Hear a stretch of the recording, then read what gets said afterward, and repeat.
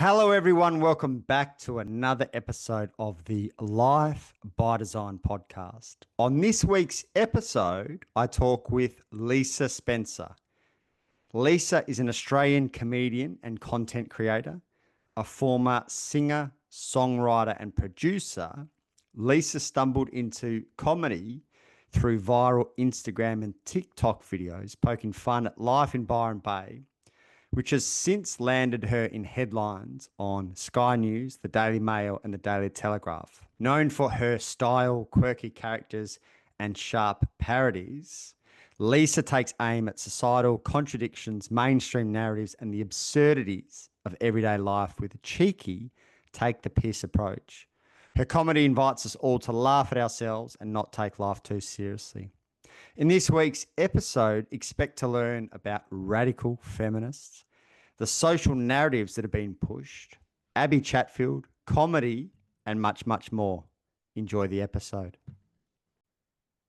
Lisa Jane Spencer, welcome to the podcast.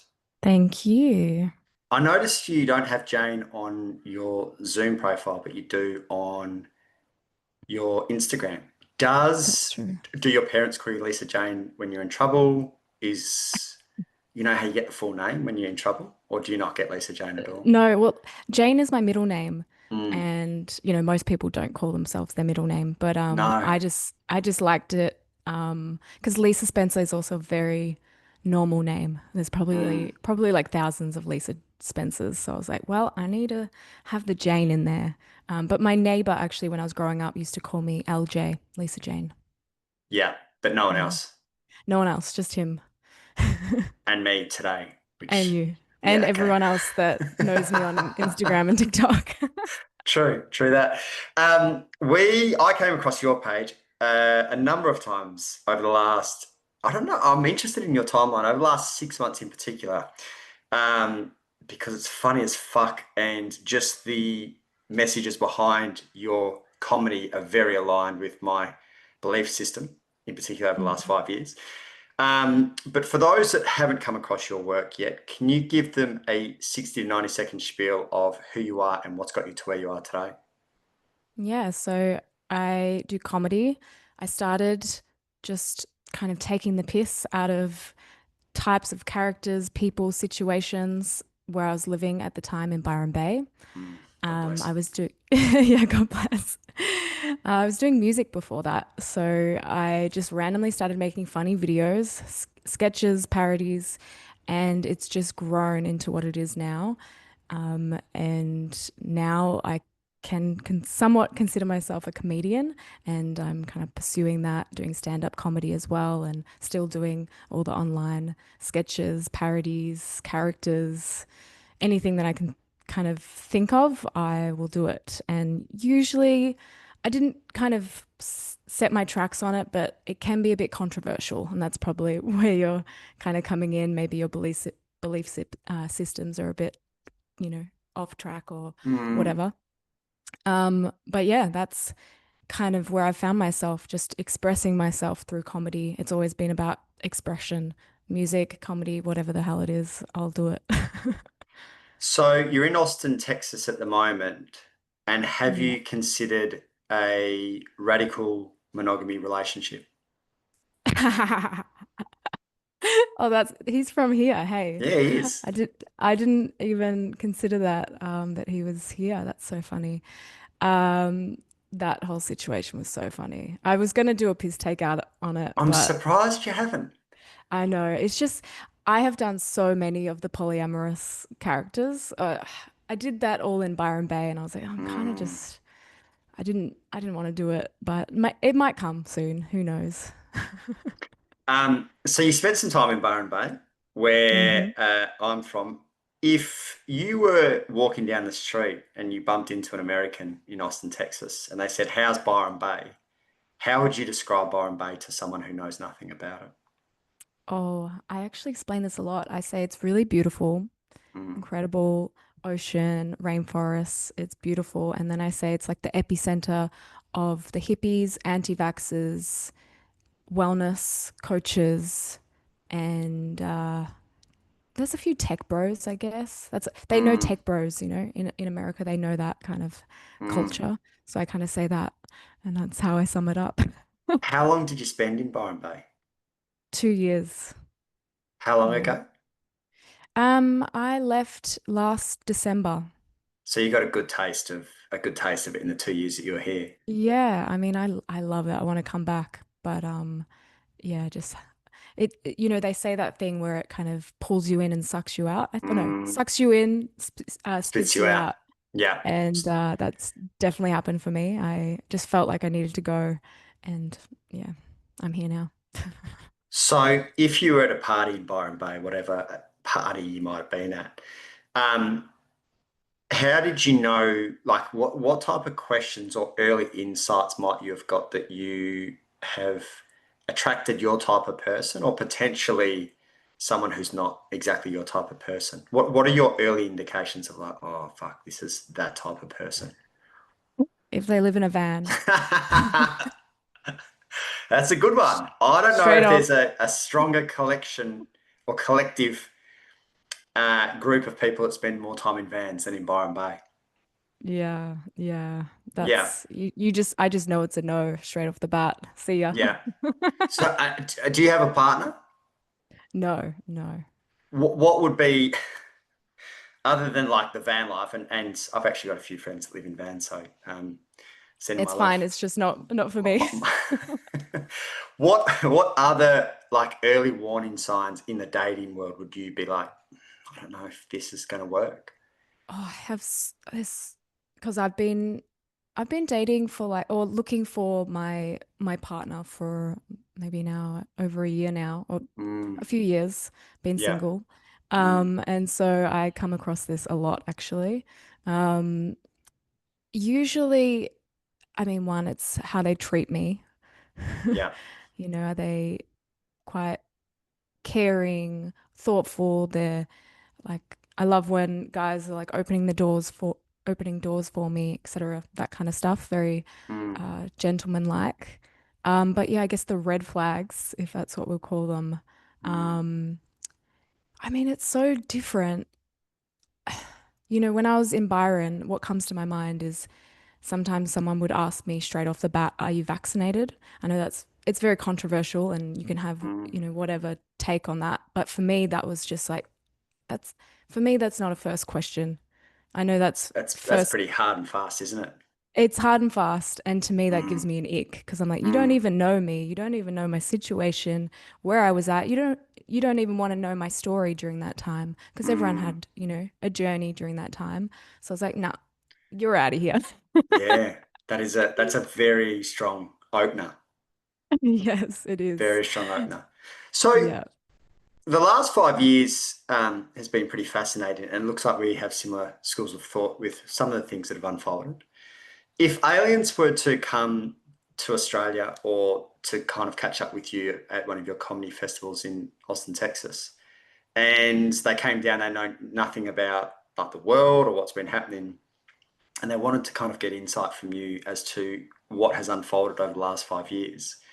How would you describe to aliens what has happened in the world over the last 5 years?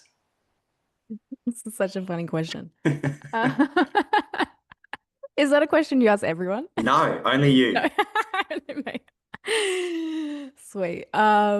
Look, over the 5 years, I mean, that's like COVID time, right? Yeah. Yeah. Yeah, I mean, shit hit the fan. Mm, Shit hit the fan. A lot of division. I think I think it brought up a lot of people's stuff, a lot of people's shit. It was a big, you could call it a trauma or a big situation that mm, all everyone's like trauma responses or everyone's stuff came up. A lot of people changed jobs, a lot of people got out of relationships, had babies, got dogs, I don't know, all the things. And I think it really shifted a lot of people's path. mm, And I think it also, if you weren't on your path before that, it really got you on there.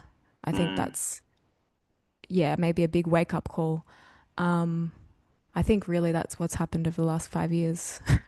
So when you zoom out and you can take it with a pinch of salt and potentially keep it quite light and bring your humor to it, what have you seen unfold other than bringing up shit, trauma, and bringing people onto their path? Hmm. Gosh, that's a big question.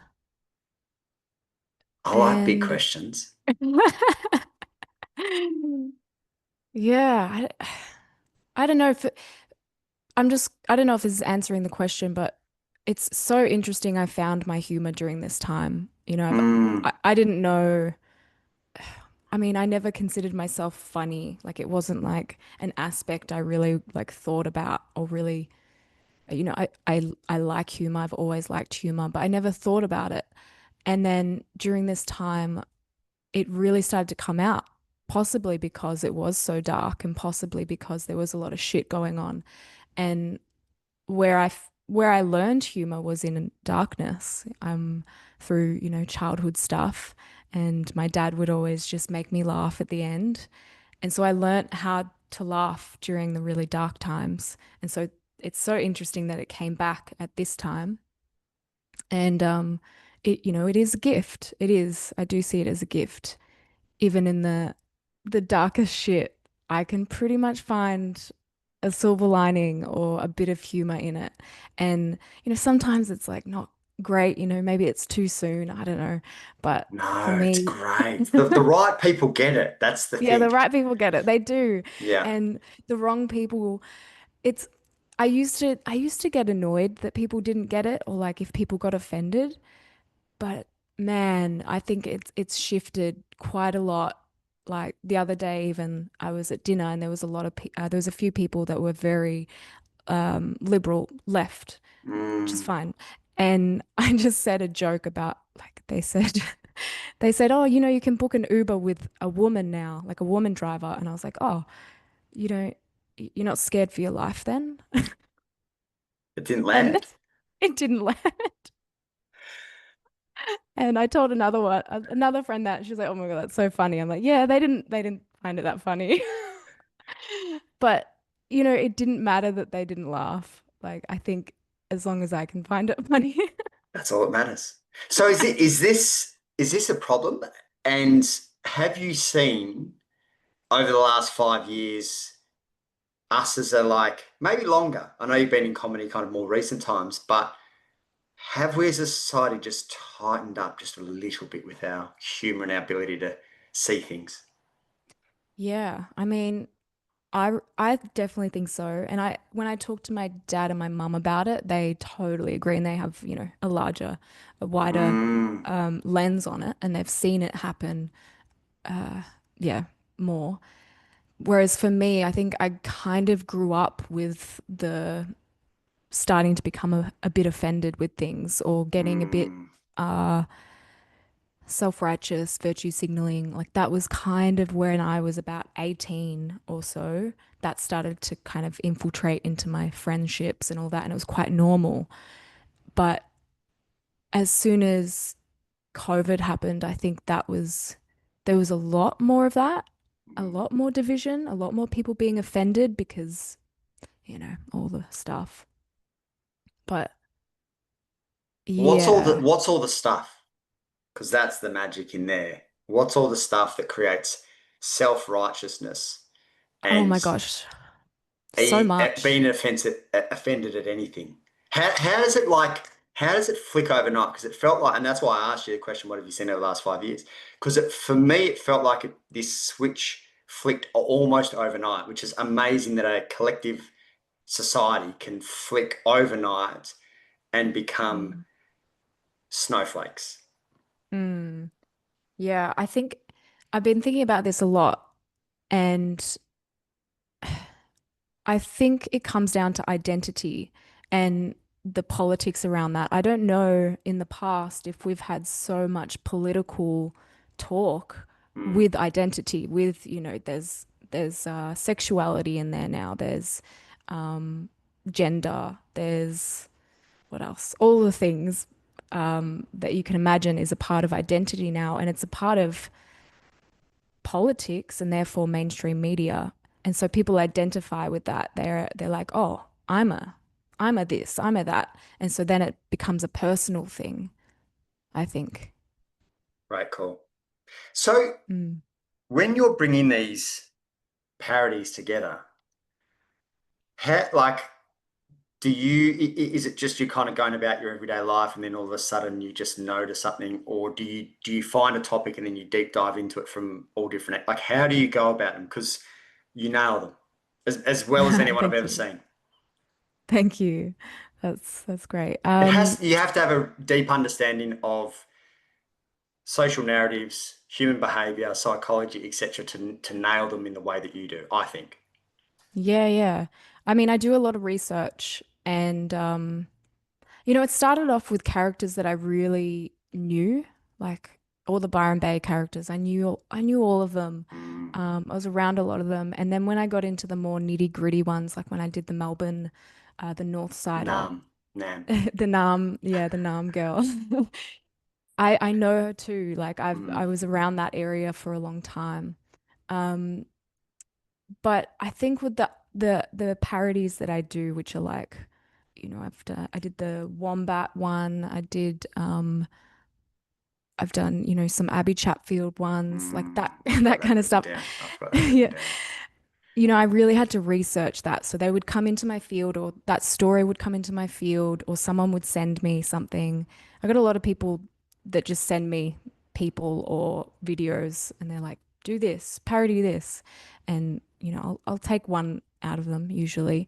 But yeah, then I just research them and I look for the things that I find funny. And usually what I find funny is like the hypocrisies, the contradictions, um, when people can't see their own shit, that's pretty funny to me. Um, and just silly things like that. So, yeah, I do some research. That's usually where I go. And I've always been very into psychology and all of that stuff. I studied nutrition. I worked in health. I worked in chronic illness, chronic health issues, and I would come across a lot of mental illness. Um, so I learned the mental state a lot, I think. This is a very kind of Byron Bay question, but I assume you've done a fair bit of personal development to be able to see these things, because most people can't see what you see. I would say. I think it's just my six signs in Scorpio, to be honest. Yeah, yeah, yeah. What's your human design again? Totally get it. Totally get it. Yeah, I'm surrounded by it, so I totally get it. What for you? Let's go there then. So, what for you is the biggest challenge when it comes to the world of spirituality and maybe the spiritual environment? What's the biggest hypocrisy that we are facing, or that you just see day in day out, other than radical monogamy? Yeah, I mean, the biggest one with the spirituality community is that they feel like they've unlocked this new level Hmm. and they feel like they're at a higher level than other people. I That's, heard I heard a few days ago that one of our someone that we know is enlightened, and I was yeah, like, yeah, I was fascinated. I don't know how I'd missed that, but that was news to me. So that's pretty yeah. impressive. Yeah. I don't know if they just start floating across, like, on this amazing magic carpet. They just float past everyone, you know, Hmm. Yeah. in a guru state. Yeah, and I was going to touch on that is like there's always some sort of guru, right, in the Yeah. spirituality community. Mm, And it's like this level thing where it's like, oh, that's the highest level. That's what we're trying to achieve.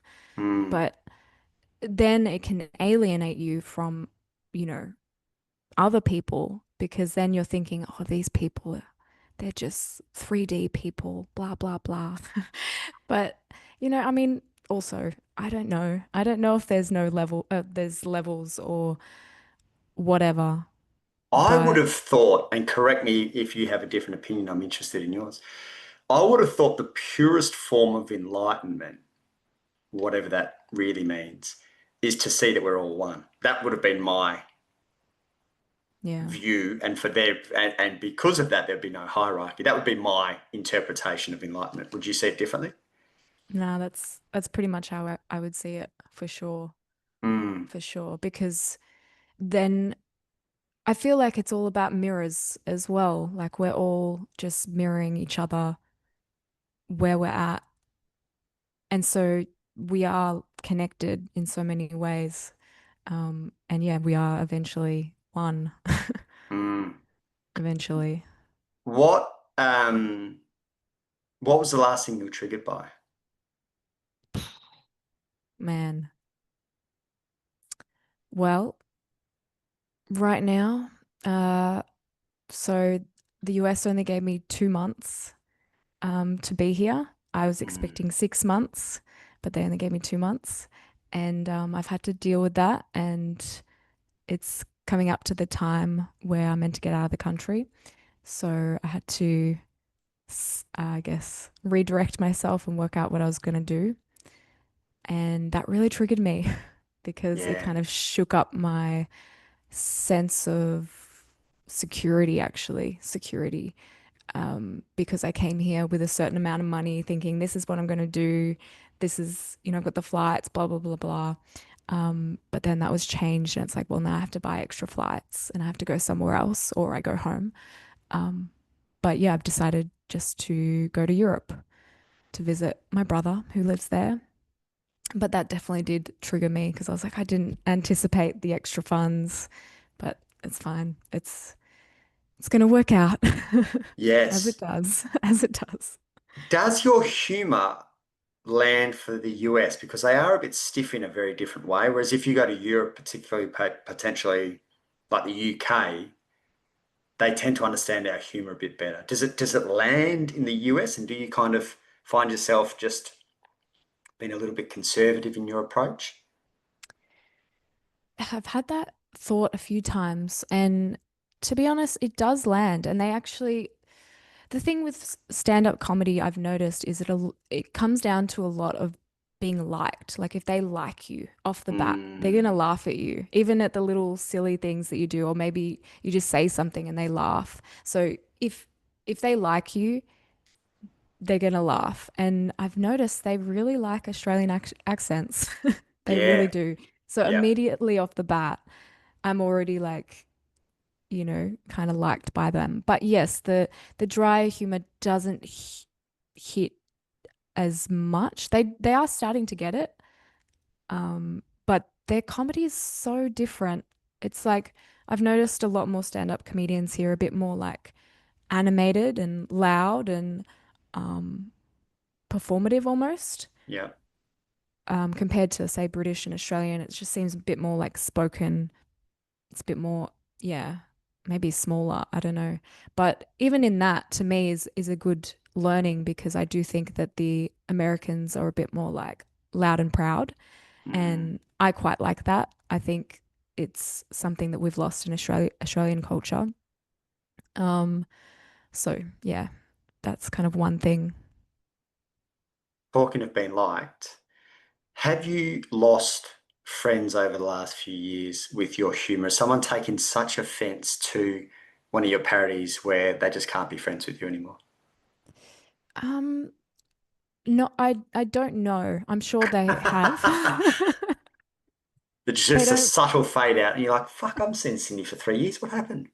Yeah, It was the yeah. Nam video that got her. I reckon that one lost a few. I used to live in Melbourne. I grew up in Melbourne, so I had a lot of Melbourne friends, a lot of Naarm friends. So that one would have done some numbers, but they don't. It they just phase out as people do. D- Does anyone say, like, I fucking love every single one of your videos, but does anyone like say anything, or people these days are too uncomfortable to even voice what's going on for them, and for that reason just do a fade out? I think I've hit a stage where why would they reach out? Like it's only strangers that tell me. It's never the friends, which I guess is an interesting one and maybe reflects more of my own stuff. But But yeah, I've not had any friends because of my comedy. I've definitely before I started comedy, when I started to express my opinions on certain things, I lost friends and I would have people approach me. Um, but not through my comedy. But yeah, I think they just have unfollowed me. So, It's fine. so yes, so over the last 5 years, maybe in particular with some of the choices that you've made or beliefs that you've had, that has brought some division, has it?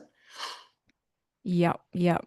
I wasn't outspoken during COVID. I was like a different human then, but it was after when all the trans stuff started to pop up in media, and I really felt like I needed to talk about it. Not hugely, but I just put my opinion out there, and because I was still living in Melbourne, still surrounded by Nam people, that was not favored. If you could, you know, you spoke about identity before. If you could identify as something and you had your time again and you're back at school and, because they just need to respect that you identify as whatever you choose to identify as these days, what do you think you'd choose? And what subsidies would you like? Because, if you identify as a cat these days, you can get like a bowl with water in it. So if you were back at the school days and you had the choice to identify as something, what would it be Oh. and what like extras would you like? That's a good one. Anything. Am I going back to the time that I actually was a child, like in my past, or would I go back as I am like now with my mentality? You can take your mentality now and you can take it Okay. back to the school times. Gosh, gosh. I I don't know. What identity would I have? Probably, this is so funny, but I feel like I had this identity, but it comes to my mind is lovely. Is what? Just lovely. That's my Oh, identity. Lovely beautiful. Lisa. Lovely, Lisa. And is there anything that you'd like to have, if you're in a class, there's people over there that are cats that have got bowls, there's dogs that might have like dog food. Is there anything that you'd like as part of being lovely, Lisa? Um, Probably Like like someone can brush your un hair full time or like rub your arm, like whatever. You get I was anything. thinking like sweet treats just brought to Mm, me. That would be yeah, great. Like a yeah, brownie or cookie or something. yeah, yeah. A Byron Bay gluten-free, sugar-free, dairy-free brownie. Yes. Yes. Yeah. Unfortunately, yes. No. So, like you, I can't even believe that we're talking about it, but we'll probably take the piss out of her, so why not? I get sent stuff about Abbie Chatfield, of whom I'd never heard of prior to people sending me stuff. Yeah. Why Abby? I mean, she's probably the easiest target in Australia to pull apart. But why? I didn't realize you'd done so many parodies. But why her? Yeah. Like, is it the hypocrisy because she's full of them? Like, why is she such an easy target? You know what? I think it's like she's like a I've been thinking about puppets lately, Oh and I yeah. feel like she's a really good puppet in this Mm, whole thing. The mm. the the mainstream media puppet. She pretty much puts out every mainstream narrative that you could possibly think of, plus then also her intense tangents, bullying, all that kind of stuff. Does she So, bully? Does oh, Abbie Chatfield bully? only a little. Oh, and then when she gets bullied, does she like start crying a little bit? It's the great. It's you know what I see it as? I see it as the victim. Do you know the Oh, victim triangle? it's the victim drama triangle to Yes, the finest of art. And I don't know if I know yes. anyone in Australia that does the drama triangle quite like Abbie Chatfield. I know. I was Mm, literally before Abbie Chatfield came into my sphere, I was gonna do a series on the victim. I was gonna do the mm, victim, the rescuer, the prosecutor, and then I was like, yeah. wait a minute.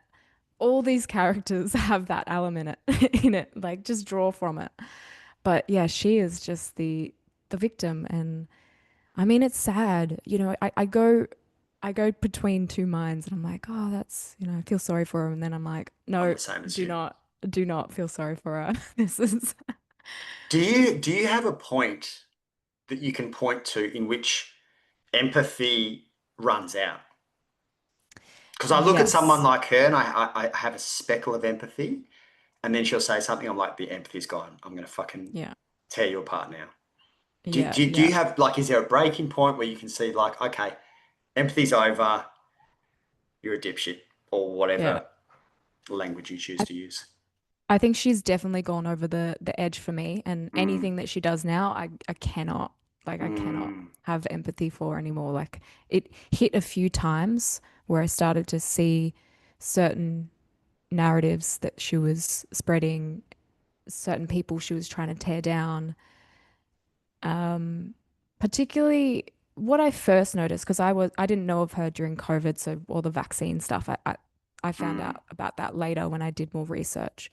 I But think she wanted me to die. Not me, but someone who doesn't believe in vaccine. I'm pretty sure she wanted me to die, which is pretty yeah, aggressive language because I don't remember telling anyone who chose to get it that they should die. yeah, yeah. It's crazy, dude. It's crazy. But then I found a video where she said like something about the male loneliness epidemic. And she was like, why is it my fault that you have a loneliness? Blah, blah, blah. And it was crazy. I was like, if you replace this, if you were a man saying this and then you were talking about like endometriosis, which Mm, is what I, at the time when I saw this video, also that Marty Sheargold was getting cancelled for saying that endometriosis wasn't real. I'm like, that's all he said. Like, get over it. mm. But here's all these real hardcore feminists being like, men need to stop being so sad and blah, blah, blah.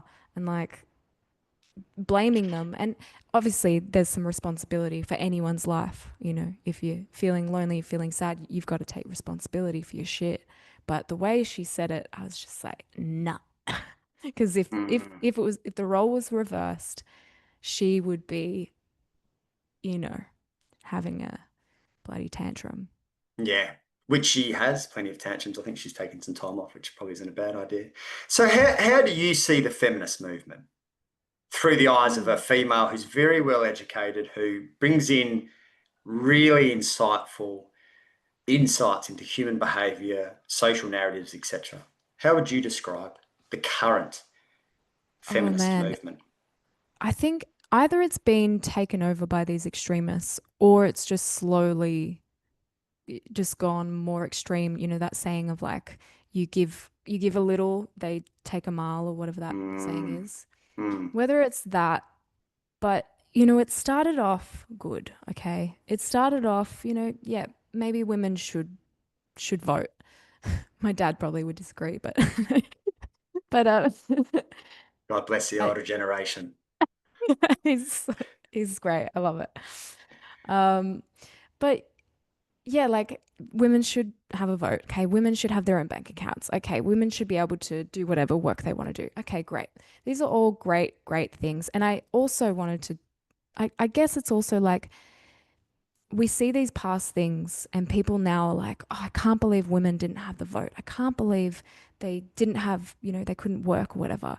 But it was a completely different time. Women were at home with the children. That's what was going on. That was pretty much every woman. So it's very different. It wasn't seen as like a bad thing. And it's now only a bad thing because, we're in a different place now in society. But yeah, we've got more choices now, which is great. But now it's like we're equal. Everything, we can do anything. But the only thing that's different is our biological differences, which I think what the ultra feminists are kind of fighting against is our biology. That men are stronger physically can hurt us. We're vulnerable, right? We're vulnerable, and they don't see that in our differences are our strengths as well. Yeah. They can like if they want to go to the front line of war, they're welcome to. But I Jesus. don't I don't know how it's going to go. No one I wants don't know that. how it's going to go because my you pretty much said it. I have no problem with feminine and female empowerment. I fucking love it. It's when it's exactly as you said, in the extremist, but also like this undercurrent of man hating where I'm like, Mm. this ain't clean. And there's been a number of situations over the last month or so where I'm like, hang on, are we dressing up man hating as female empowerment here? Because I can kind of feel like an undertone of Mm. something. And for whatever reasons, it feels like a large portion of society aren't picking up on the discernment that's required to go, hang on, this feels like there's something underneath this. Like, I don't know about you, but when I hear the way Abbie Chatfield talks about men in general, other than her boyfriend or one of her partners or whatever he is, my first thought is, do you need a hug from your dad? That's where I go. And I know I'm kind of being a little bit facetious in that and potentially a bit harsh, but also like, do you need a hug from your dad? Because Mm. when like if you have a good relationship with your dad, as a general rule of thumb, you could be like pumping up the female movement, equal rights, etc., and not have to come with an undertone of like "fuck you" to men. Like, Mm. is every bloke in today's world responsible for a patriarchy that has come well before us that we didn't create? Like, should I go and No. hate on every little German because of Hitler? Does that, You am I could. missing something? Does that make sense? Yeah, it's crazy. And I think that is it. Is it's all the stuff that's happening is just mirroring our own personal stuff. And you can Mm, so obviously see it like in Abbie Chatfield and anyone. And I mean, when I was doing my investigation, yes, she loved it. she didn't grow up with a father. So that I get that. explains a lot. Yeah, Yes, everyone would get that. But that's the and that is very traumatizing, I can imagine. I can totally. and we all have our own issues, but that can create a lot. And yeah, it's very obvious in her content. And even though like she probably has a loving boyfriend, who knows, but Mm, there seems to be a lot of issues. But this is the thing in everyone, not even the Abbie Chatfield, like any character out there that kind of goes hardcore with the feminist um I was going to say feminist regime, but good choice of but words. Great choice of words. but you can see their issues with men and yeah, Yes. father issues, 100%. Now, And I'm guessing you're the same. Here is the way that I would look at the Abbie Chatfield situation. And I didn't actually know her story about her dad. If she was all for female empowerment off the back of what she's been through, I would have empathy. But when she chooses, consciously or unconsciously, I'd say a lot of it's unconscious, to spray men because of the one man that she didn't have in her life, that's where I just get a bit dry on the empathy. I'm guessing you might have a yeah, similar kind yeah. of school of thought. No, exactly right. Exactly right.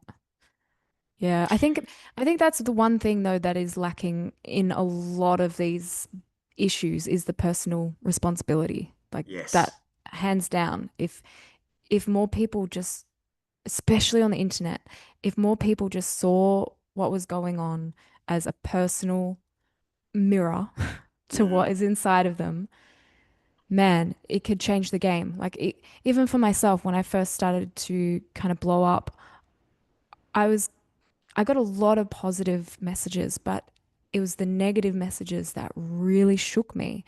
But they were triggering me because I had that stuff to deal with and I had to look at that, shadow or whatever it is. And if I didn't know that I had to take responsibility for what's in my world, what triggers me, I would have gone ballistic at these people. yeah.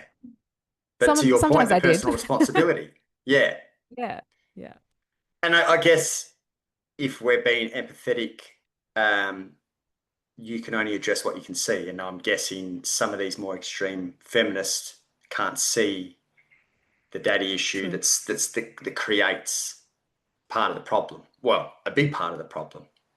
Because that's True. The my first blind question. spots. That's my first question with any extreme feminists, or probably any extremists really, is, but if we're using feminists here, what's their relationship like with their dad? That's my first question. Yeah. Yeah. It's a good question. It's a Yeah, good question. And not that's a lot of women have a good relationship with their father, totally. which is And very sad. Very sad. And yeah, it's horrible. sorry. It is horrible. And when you spray the rest of society with your stuff, that's where people probably start to like not have too much empathy for you. If Abbie Mm. came forward and just said, I have a horrible relationship with my dad, we'd have a lot of empathy. But when she starts spraying men in general, I don't know one bloke that appreciates her other than her partner, I'm guessing. Yeah. Yeah. What's what narrative that's been nudged over the last 5 years, of which you've done an excellent job of dissecting them, is the most bizarre for you? Oh,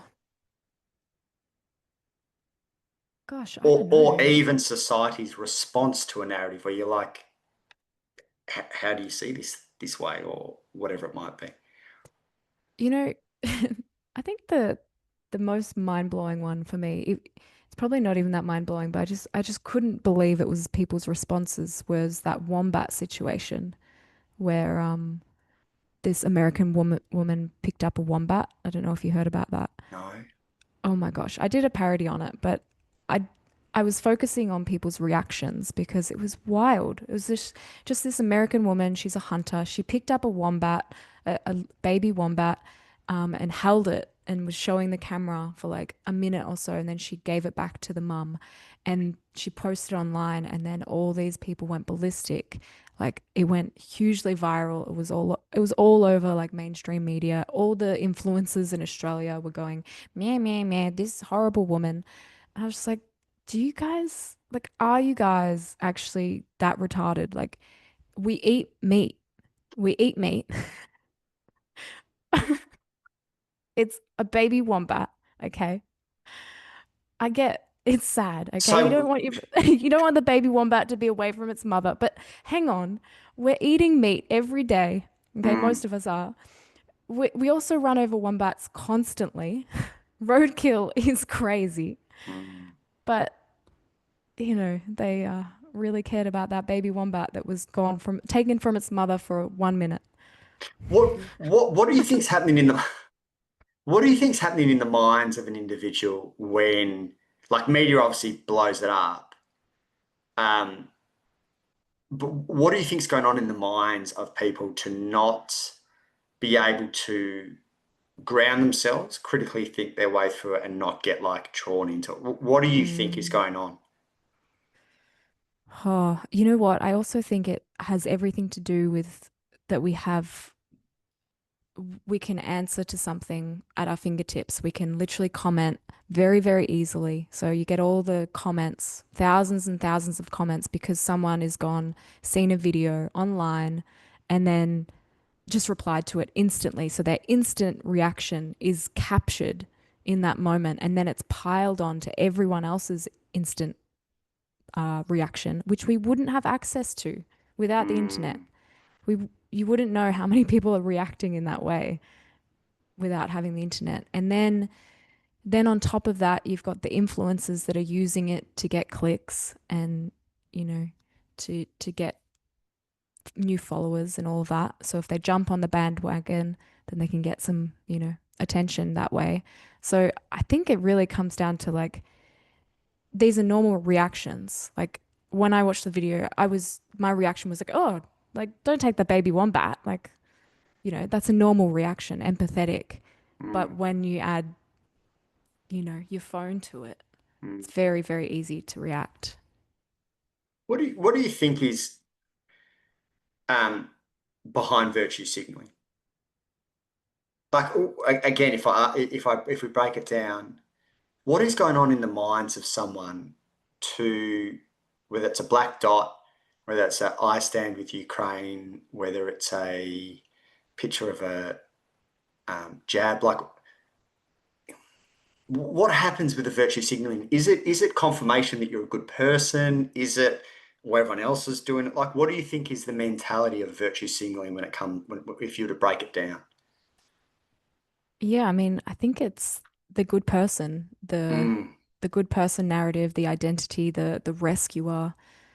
Um, yeah, because I mean, that's all can see it as. I've been looking at like the activist a lot, and Oh, fuck, there's a few around a month ago in the. there's a few around. Oh, my God. I bit my tongue But on it, but I was wanting to say something. but they're an interesting type because they're like the ultimate virtue signaler. And Yes. oh man, I'm not going they're to name also names, but just quickly, did you see a couple of the activists that were hanging around with the Laura Chris situation that were big noting themselves? no, but I can imagine. Oh, God. Oh man, yeah. Well, I behind the activists, it also feels like I don't know if you've read Robert Glover's No More Mr. Nice Guy, but there's a couple of guys that were activists around this Laura Chris situation, and any bloke who's read No More Mr. Nice Guy could sniff these guys out because in the Mm, DMs, a few people messaged me going, "Have a look at No More Mr. Nice Guy," and I was like, "I've already seen him." But it's like the good guy that either, oh sorry, not the good guy, the nice guy. Nice guy and good men are very different, which most people don't see the mm, difference. But um, it felt like, and this is where I get confused sometimes. I'm like, can people not feel the level of discernment? Do people not have discernment to go, something smells a bit fishy here? But mm, it's like the guy who didn't get the attention of women growing up, and for this reason he's become a certain type of activist, or didn't get the attention of his mother, and he's trying to play this piece out. But do you like? There's real embodiment from an activist point of view, and then there's ones where you're like, something smells a bit fishy. Is that where you're mm. kind of going with this activist piece? Yes, yeah. I mean, it's that's what I've been thinking. I was like, like I know there are true activists out there, and it feels like something that they're meant to do in their life to fight for a cause. Yeah. But then, you know, there's this quote by Gabor, no, not Gabor Mate, Jordan Peterson, and he Mm, says something about look after your own home first. mm, And that really stuck with me with these activists is that a lot of the time they've got some shit in their own house, in their own, life, but they're focusing all out there, and there's mm, so much to be outraged by. If you look out in the world, there are many wars going on. It's not just the Palestinian blah blah blah. There's lots mm. of conflict going on, but for some reason it's this one that everyone's chosen to be Well, very outraged by. the media told them to choose this Exactly. one. Yeah. But Mm, it's like you can if you're looking to be outraged by something, you'll find it mm. instantly. Pretty much within 12 hours, you'll find something to be outraged about. Pretty much within 10 minutes. Yeah, I reckon. I reckon. Yeah. Because I find that fascinating. Like, if you're a true activist, coming back to our point earlier about virtue signaling, I don't know what the next kind of virtual signal is going to be. It'll probably be about climate change or something. But I'd be really interested to know how many people that put a black dot on their page a couple of years ago have gone on to actually deep dive into racism or to do something about it. Or I stand with Ukraine, like, and what Mm, did you do after that week? Because I have no problem if something really pulls at you. Maybe it is Gaza, and I know nothing about it at all. But mm. maybe you decide this is enough and you actually do something about it. But the virtue signaling, the self-righteousness, the like screaming at the top of your lungs for a week and then dead silence, that's the one that's confused me over the last 5 years. Yeah. Well, I think it's like, how much impact can you really have, Mm, you know?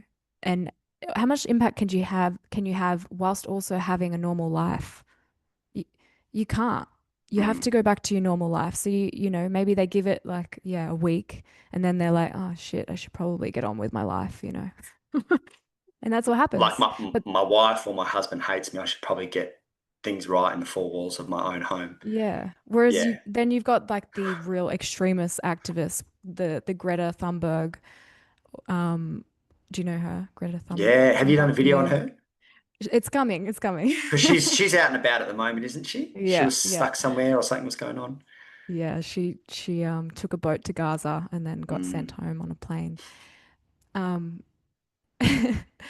Um but yeah, like that's all she does, right? That's her whole life. mm, And she's definitely having impact. She definitely is. But how much impact are you going to have when you've got a whole life, when you've got children, when you've got your own life to look after? And that's like mm, the whole point is like how much is it of your life that you're actually mm, trying to control rather than, the thing out there. And then it's also, I think all these kind of movements usually stem from, well, I'm not sure about the war ones, but a lot of them stem from this idea of equality, which mm. it, it it's impossible to have equality. I really think it's a scam. I think it's a Yes. scam. Hey, we're on the same page. We're on the same page. Yeah, it's a So scam. what I get confused about is what has to happen for you to be so disconnected from your intuition or discernment to not ask questions but just buy into a narrative. Like maybe you've got some certain words in your bio or whatever that Mm, announces something. I'm like, do you feel like it's an intuition discernment piece, and at times I'm sure it's just like this social narrative that you get pressured into. Like you don't have time to think and you just fucking buy in. But like, what do you feel is the disconnection that's happening where people like just buy in? Do mm, they have trust in just the narratives that are getting pushed and like, hey, we'll jump on? Like, what's going on? mm. I don't know fully, but I feel like it's something to do with black and white thinking that Okay, that cool. people fall into black and white thinking of like it's either these people are the good people and these people are the bad people, and they Mm, can't see like, you know, I'm going to bring a personal story into this, but when I was a child, my parents fought all the time, and I always thought I had one parent that I was like, you're the bad one, because that's very childlike psychology to have black and white thinking. And so I had, yeah. you're the bad one. But then I was getting so confused because then I would see the other parent acting out being the bad one. And I'm like, which Mm, one is it? And I would go from side to side.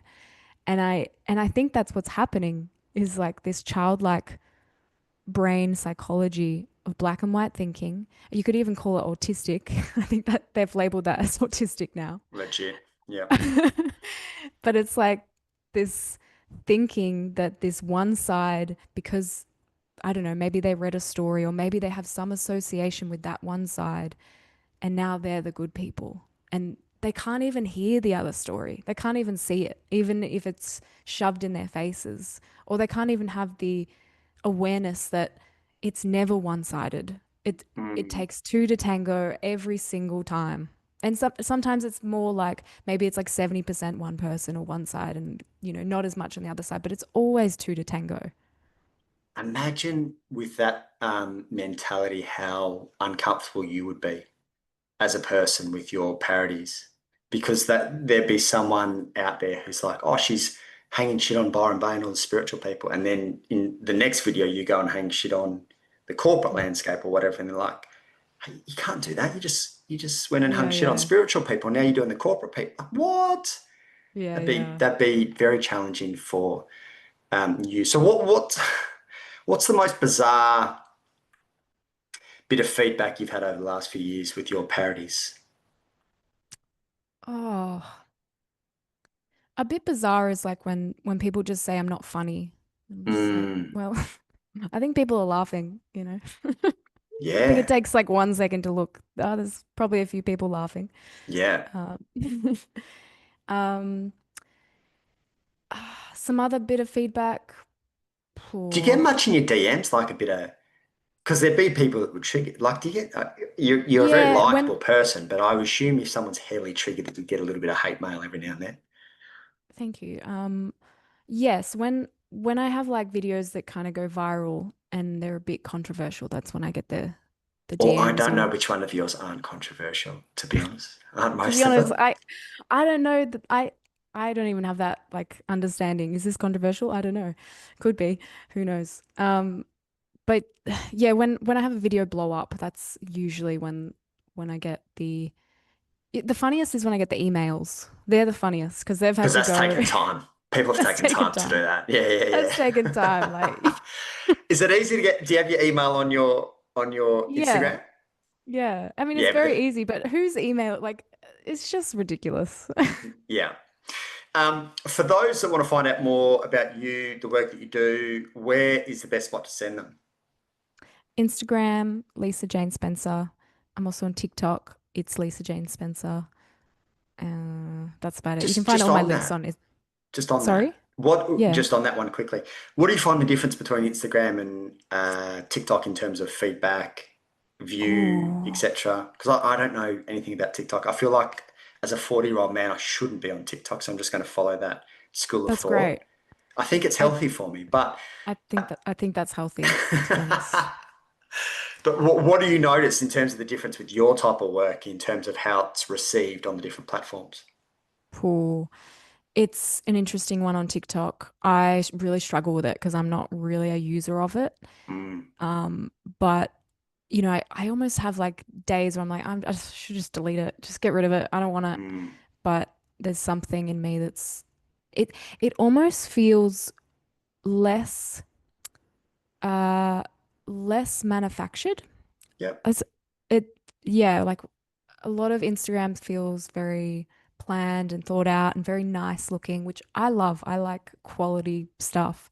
Mm, But on TikTok, it's like people just film like this, they just say something and they just put it online just instantly like that. And that to me is very vulnerable. yeah. Like it's very vulnerable. And so I struggle with it.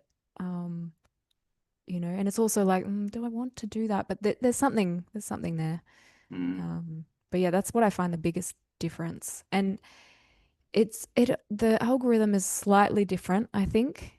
I find it I feel like it's less of a community vibe.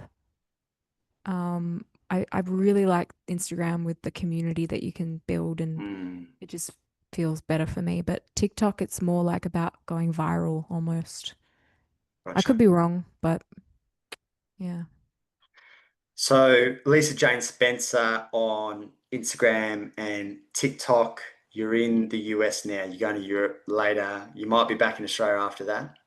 Yep, yep. I Where would you hopefully land if you wanted to go back to Australia? Would you try Byron Bay again, or is it too many spiritual people? Because I totally understand and respect that if that's your choice. No, I totally want to go back to the Northern Rivers. I keep thinking about it, dreaming about it. I love it. Otherwise, otherwise I'd go down to Victoria. My family has a house on the peninsula. But Mm. yeah, don't know. Don't know. Well, keep doing the work you're doing, keep bringing the humor that you bring, and also if people want to see, keep bringing the insights that you bring, which I think when you bring the insights the way that you do with humor, you're onto something really impressive. So, Thank yeah, you. that's why I got you on the podcast, and thanks for giving us your insights. Thank you so much.